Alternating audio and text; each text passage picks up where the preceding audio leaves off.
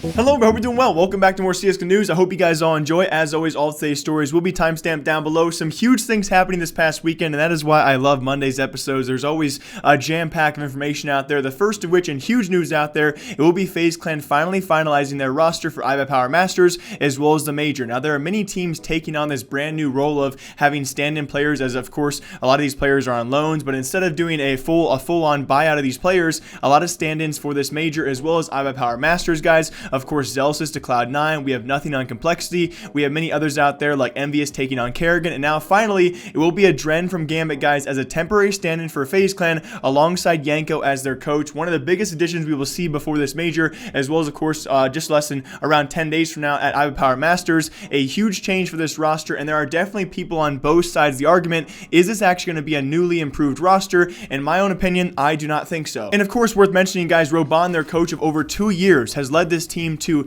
just utter amounts of success out there, taking time away from CSGO, maybe permanently for his family. Has a wife and a kid to take care of as well and spend time with, so totally understandable there, but certainly some risky pickups that we already knew they were obviously coming to this team, but now that they're finally here, I want to share my thoughts and opinions. You guys can share yours as well. And first off, let's start with AdreN. You pick up a guy largely in 2018 who was at best lackluster. Now, there are certain excuses out there you can make for the team. Of course, being a part of Gambit certainly probably entirely fell apart throughout 2018. So the lack of motivation clearly was probably there, and we probably did not see the best AdreN we could have seen throughout the year if he played with someone else. So I'll give him that argument. Besides that, though, a guy who rose in 2016 had a stellar 2017 with that Gambit roster during their Major run.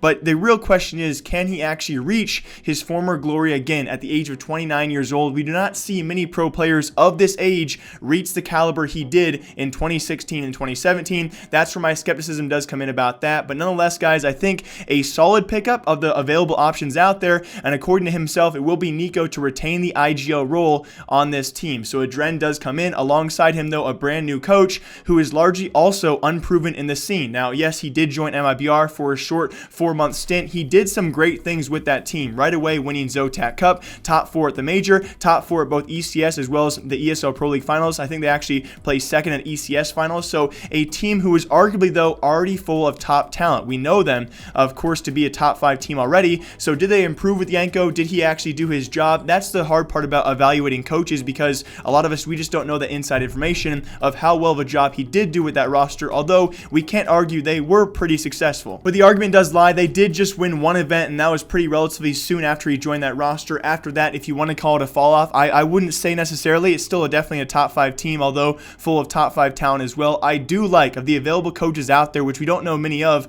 I do like a fresh face yNK in the scene, rising talent as well, and certainly if he actually goes beyond a 4-month stint with a roster, I like what he can actually do in terms of improving them. And of all the fresh faces out there, especially in the coaching scene, again, like I said before, there's not too many coaches out there who can survive in the scene. I do appreciate them picking up him as opposed to maybe a Peacemaker going to a North American coach as well. I like this risk here for the coaching role, but it's definitely not going to be a short task. It's going to be a tall order to fill the shoes of Robon, who led this team to a lot of success out there. So what do you guys think about this? Also bouncing out that, though, a CSGO analyst over in the Chinese scene known as Freestyle took to Twitter this past weekend. We actually have a translated post. I'll link it down below for all of you guys to read through. This guy was very upset. Speaking of yNK, it was actually all the way back to SLI 2017 in China, where apparently yNK said some risque things on the bus back to lodging, and he said actually he had a couple days, only 2 days left in China. Take him back to civilization.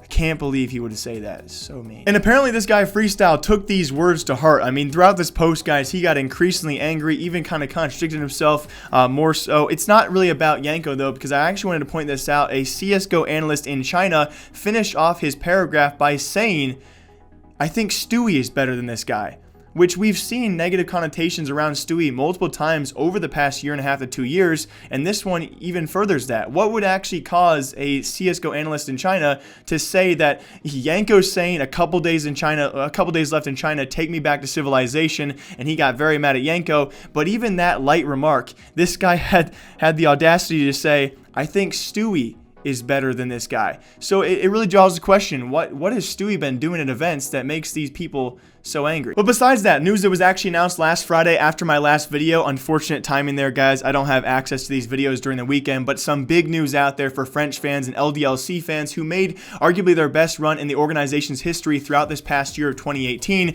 have now pretty much lost their footing altogether. They, of course, lost Alex about a week and a half to 2 weeks ago to Vitality, their once IGL, and now they've also lost Amanek, who has stepped away from the project in absolutely huge news, guys. I do not know where the future of this roster does go. Alongside him being Devo Duvek, probably I would say two of their better players ever since their stint together in Misfits before their disbandment over there. Amanek, certainly a promising player who we thought maybe had a chance to go to other teams out there, but currently apparently taking steps away from CSGO to evaluate his future in the scene. But for now, the 2018 roster of LDLC, who at one point throughout 2018 we could probably agree was the best French lineup, has now been devastated, losing two of their better players, including their IGL. Where will this team go in the future? I cannot see. And also very big news out there for the future of operations. Now, we've talked about several hints out there. We've talked about the perfect world image. Maybe we'll talk more about that later this week, but you guys are probably sick of seeing that picture. We've seen the black case. Apparently might be a brand new operation, maybe Operation Black Site, Operation Blackout, or many hints out there. But also on top of that,